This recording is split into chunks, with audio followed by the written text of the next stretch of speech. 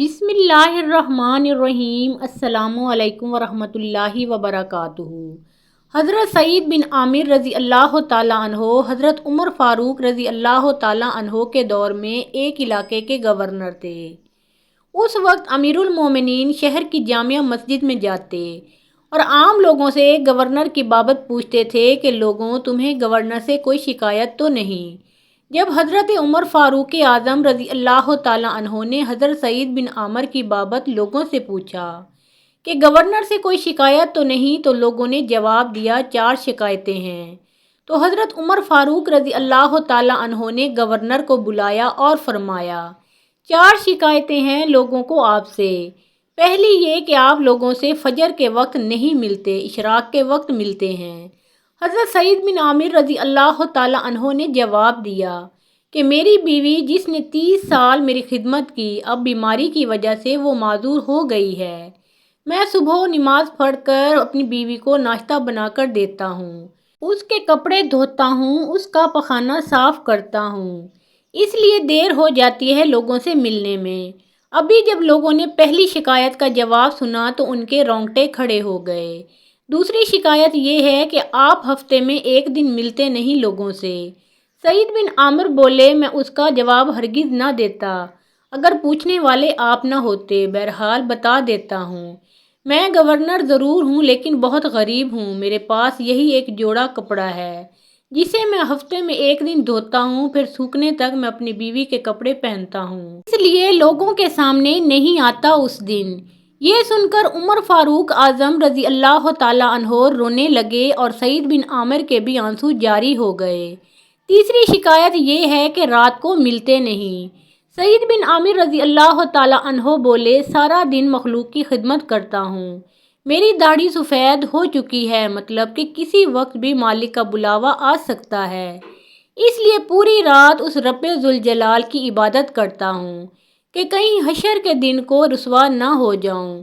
چوتھی شکایت ان لوگوں کی یہ ہے کہ آپ بے ہوش کیوں ہو جاتے ہیں؟ سعید بن عامر رضی اللہ تعالیٰ عنہ بولے، میں 40 سال کی عمر میں مسلمان ہوا، ان 40 سالوں کے گناہ یاد کر کے روتا ہوں کہ کیا پتہ میرا مالک مجھے بخشے گا بھی یا نہیں، بس خشیت الہی سے میں بے ہوش ہو جاتا ہوں۔ اے عمر رضی اللہ تعالیٰ عنہ، ان شکایتوں کے نتیجے میں جو میری سزا بنتی ہے مجھے دے دو۔ پنجاب کے کسی دیہات میں ایک خوبرو قادیانی لڑکی شادی کے لیے ایک فوجی آفیسر کو پیش کی گئی۔ فوجی آفیسر نے شادی کی حامی بڑھنے سے پہلے ایک شرط رکھی کہ وہ کبھی بھی قادیانیت قبول نہیں کرے گا۔ قادیانیوں نے اس کی شرط مان لی اور لڑکی فوجی آفیسر کے ساتھ روانہ کر دی۔ شادی کے بعد رشتے ناطے میں آنا جانا لگا رہا اور نرمی سے فوجی آفیسر کو مائل بھی کیا جاتا رہا۔ ایک دن قادیانیوں کے مذہب رہنما تشریف فرما تھے اور انہوں نے فوجی آفیسر سے کہا کہ آپ مرزا غلام احمد قادیانی کو نبی نہیں مانتے، نہ مانیں، لیکن ہماری ایک بات قبول کیجئے۔ آپ استخارہ کریں کہ آیا نبی اکرم صلی اللہ علیہ وآلہ وسلم کے بعد کوئی نبی ہے یا نہیں، مرزا غلام احمد قادیانی سچا نبی ہے یا نہیں۔ فوجی کو زہر پلایا جا رہا تھا مگر اسے پیتے ہوئے احساس تک نہیں ہوا کہ وہ زہر کا پیالہ چڑھا چکا ہے۔ اس نے استخارہ کرنے کی حامی بھر لی۔ رات کو استخارہ کیا تو خواب میں نظر آیا کہ مرزا غلام احمد قادیانی نبی بنا ہے اور اس کے آس پاس لوگ جمع ہیں۔ صبح اٹھا تو اپنے کیے ہوئے استخارے کے مطابق قادیانیت پر ایمان لے آیا۔ محض خود ایمان لاتا تو اتنا مسئلہ نہیں تھا، اس نے باقاعدہ مرزے کی نبوت کی دعوت دینا شروع کر دی اور اپنے خاندان کو مرزا قادیانی کا امتی بنا ڈالا۔ سارے علماء بے بس تھے، جو عالم اسے دعوت دیتا تو وہ کہتا، میں نے کسی قادیانی کی دعوت پہ مرزے کو نبی نہیں مانا، میں نے باقاعدہ استخارہ کیا ہے اور استخارے میں مجھے قادیانی بطور نبی دکھلایا گیا ہے۔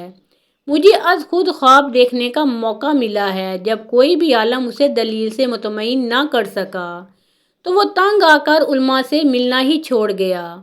بالآخر چناب نگر کے جلسے میں مولانا یوسف لدھیانوی شہید تشریف لائے۔